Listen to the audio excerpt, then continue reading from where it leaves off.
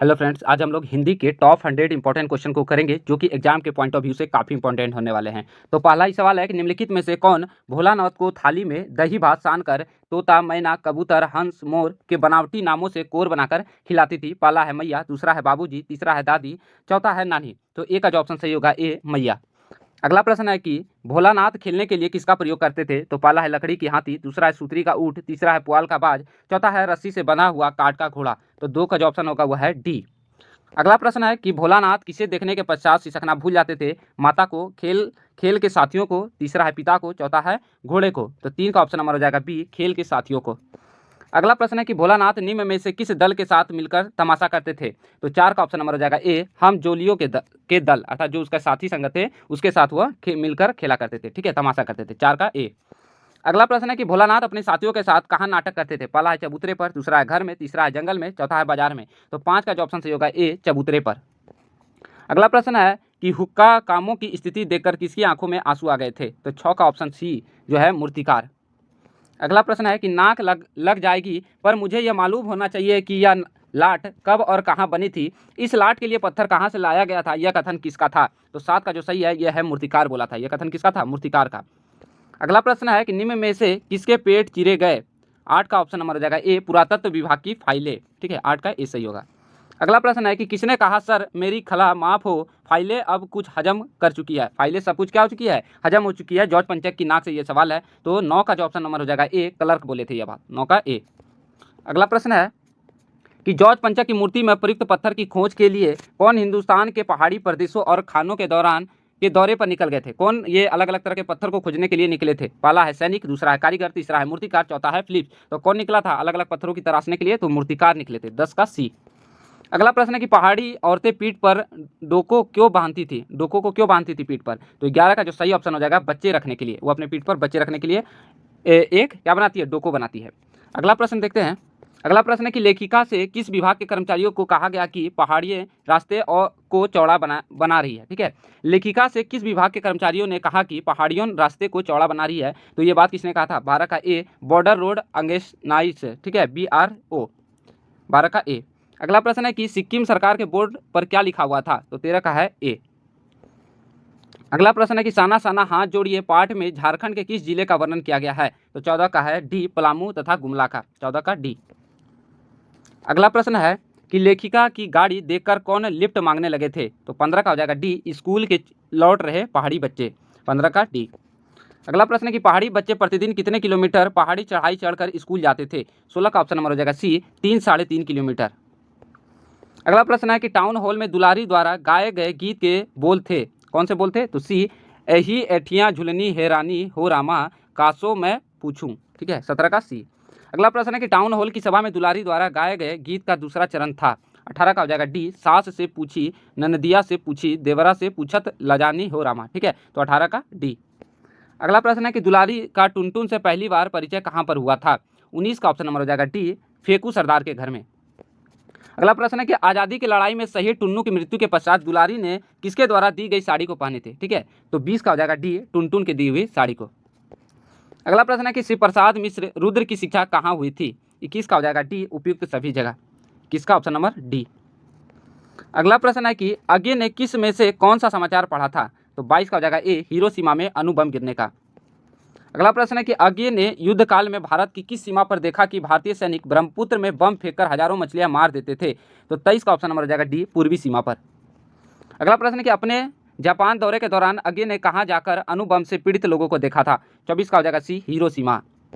अगला प्रश्न है कि आगे को जापान दौरे के दौरान कहाँ रेडियम पदार्थ के आहत लोगों से भेंट हुई थी? तो 25 का ऑप्शन नंबर हो जाएगा बी, अस्पताल में। अगला प्रश्न है कि हरी है राजनीतिक पढ़ी आई समुचित बात कहत मधुर कर के समाचार सब पाई, यह किस कवि की पंक्ति है? तो ये हो जाएगा आपका 26 का ऑप्शन नंबर बी, सूरदास की। अगला प्रश्न है कि बड़भागी का अर्थ क्या होता है? 27 का हो जाएगा भाग्यशाली। अगला प्रश्न है कि श्री कृष्ण गोपियों को योग मार्ग की शिक्षा देने के लिए किसको वृंदावन भेजे थे? तो आपका 28 का ऑप्शन नंबर हो जाएगा सी, उद्धव को। अगला प्रश्न है कि परशुराम ने धनुष तोड़ने वाले को किसके समान अपना शत्रु माना है? 29 का ऑप्शन नंबर हो जाएगा बी, सहस्त्र बाहु के समान, 29 का बी। अगला प्रश्न है कि शिवजी के धनुष की तुलना अन्य धनुषों से किसने की थी? तो 30 का हो जाएगा सी, लक्ष्मण ने। अगला प्रश्न है कि परशुराम के पास कौन सा शस्त्र था? 31 का था बी फरसा। अगला प्रश्न है कि फटिक शिलानी सो सुधायो सुधा मंदिर इस पंक्ति में कौन से अलंकार है? तो 32 का हो जाएगा सी अनुप्रास एवं उपमा। अगला प्रश्न है कि झिंगूर का अर्थ क्या होता है? 33 का हो जाएगा डी बचपन में पहनाए जाने वाला ढीला वस्त्र। झिंगुला का अर्थ क्या होता है? तो हो जाएगा 33 का डी बचपन में पहनाए जाने वाला ढीला वस्त्र झिंगुला। अगला प्रश्न है कि दूध को 100 फैन यहाँ किस अलंकार का प्रयोग हुआ है? तो 34 का ऑप्शन नंबर हो जाएगा आपका बी उपमा। अगला प्रश्न है कि आत्मकथा कविता की भाषा शैली कैसी है? 35 का हो जाएगा ऑप्शन नंबर सी आत्मकथात्मक एवं छायावादी शैली। अगला प्रश्न है कि रीति गागर का प्रतिकार्थ क्या है? तो 36 का ऑप्शन नंबर हो जाएगा डी अभावग्रस्त जीवन का प्रतीक। अगला प्रश्न है कि आत्मकथा कविता की भाषा कैसी है? तो 37 का ऑप्शन नंबर हो जाएगा बी उपयुक्त में से सभी प्रतीकात्मक भी है, संस्कृत निष्ठ भी है और गूढ़ भी है। अगला प्रश्न निराला की कविताओं में किनकी गहरी सहानुभूति का भाव मिलता है? 38 का हो जाएगा आपका ऑप्शन नंबर बी शोषित एवं प्रताड़ित। अगला प्रश्न है कि निराला किस काल के कवि थे? 39 का हो जाएगा आपका ए छायावादी। अगला प्रश्न है कि निराला छायावादी रचनाओं में किस छंद का प्रयोग किए हैं? तो 40 का ऑप्शन नंबर हो जाएगा बी मुक्त छंद का। अगला प्रश्न है कि धूल से भरे बालक का शरीर किसके समान है?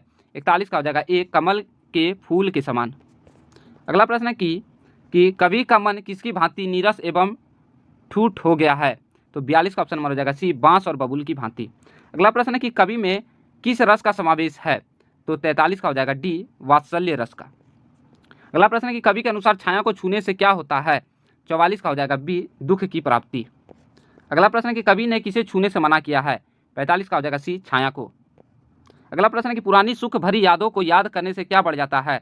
तो 46 का ऑप्शन नंबर हो जाएगा बी मन में छुपे दुख। अगला प्रश्न है कन्यादान कविता में माँ के दुख को प्रमाणित क्यों कहा गया है? तो 47 का ऑप्शन नंबर हो जाएगा डी कन्यादान करना माँ के लिए अत्यंत पीड़ादायक होता है। अगला प्रश्न है कि माँ ने बेटी को किस में चेहरे को देखकर न रीझने का आदेश दिया है? तो 48 का ऑप्शन नंबर हो जाएगा बी पानी को। 49वां प्रश्न है कि धुंधले प्रकाश की पट्टिका होने का क्या आशय है? 49 का हो जाएगा सी विषय का अस्पष्ट ज्ञान होना। अगला प्रश्न है कि निम्नलिखित में से कौन सी कविता मंगलेश्वर डबराल की है? तो 50 का ऑप्शन नंबर हो जाएगा आपका डी ये सभी, लालटेन पर पहाड़, घर का रास्ता और हम जो देखते हैं, ये सभी है। अगला प्रश्न है कि संगतकार शब्द का प्रतिकार्थ होता है? तो संगतकार का मतलब होता है ए सहयोगी। अगला प्रश्न है कि संगतकार कौन सी रचना है? 52 का हो जाएगा बी निबंध है।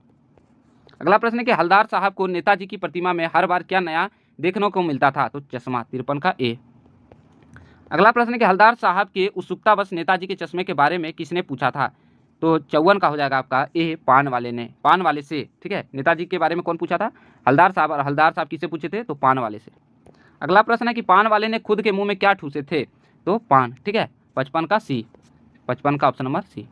अगला प्रश्न है कि कहानी के अनुसार किस स्टेशन के खीरा बेचने वाले खीरे के इस्तेमाल का तरीका जानते हैं? तो ये हो जाएगा लखनऊ, 56 का डी। अगला प्रश्न है कि लखनऊ स्टेशन पर खीरा बेचने वाले खीरे के साथ ग्राहकों के सामने और क्या क्या प्रस्तुत करते हैं?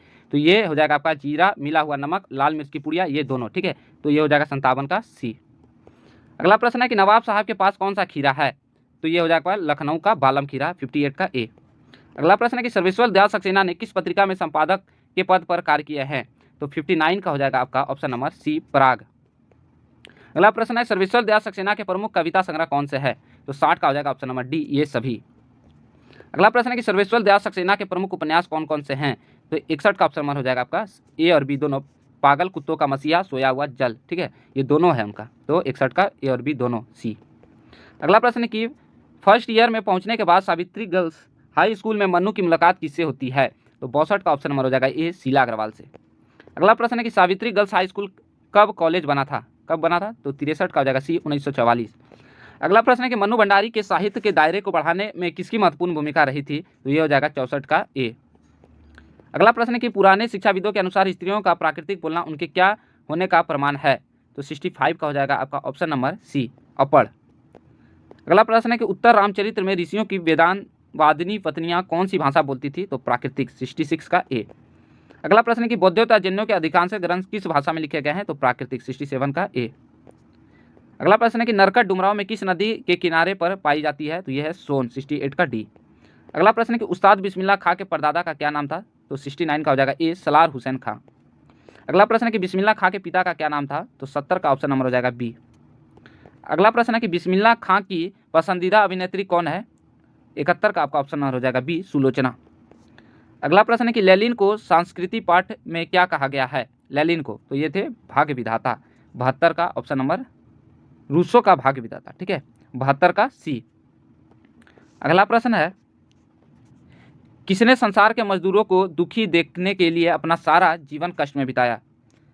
प्रश्न है कि किसने संसार के मजदूरों को सुखी देखने के लिए अपना पूरा जीवन जो है वो कष्ट में बिताए थे? तो ये था 73 का ए, ठीक है, कार्ल मार्क्स, 73 का ए। अगला प्रश्न है कि धनी का विपरीत शब्द क्या होता है? 74 का हो जाएगा ए, श्रेष्ठ। अगला प्रश्न है कि किसी के पास रखी दूसरी की वस्तु क्या होती है? 75 का हो जाएगा सी, थाती। अगला प्रश्न है कि जब तक वह घर पहुंचा तब तक उसके पिता जा चुके थे, किस प्रकार का वाक्य है? तो 76 का ऑप्शन नंबर हो जाएगा सी, मिश्र वाक्य है। अगला प्रश्न है कि राम राम कैसा आदमी है, इस वाक्य में प्रयुक्त अव्यय है, तो किस प्रकार का अव्यय है? 77 का हो जाएगा सी, घृणाबोधक। इनमें से संबोधन किसमें नहीं लिखा जाता है? इसमें से संबोधन किसमें नहीं लिखा जाता है? तो 78 का हो जाएगा बी, कार्यालयीय ज्ञापन। अगला प्रश्न है कि कौन सा शब्द भाववाचक संज्ञा नहीं है? तो 79 का हो जाएगा सी, सुंदर। अगला प्रश्न है कि निम्नलिखित में भाववाचक संज्ञा कौन सी है? तो हो जाएगा 80 का ऑप्शन नंबर ए, चतुरता। अगला प्रश्न है कि सर्वनाम के विकारक है? 81 का हो जाएगा सी, दोनों, वचन और कारक दोनों। अगला प्रश्न है कि तुम्हें क्या चाहिए रेखांकित का सर्वनाम होगा? 82 का हो जाएगा सी, संबंधवाचक सर्वनाम। अगला प्रश्न है कि उत्कर्ष का विशेषण क्या होगा? 83 का हो जाएगा सी, उत्कृष्ट।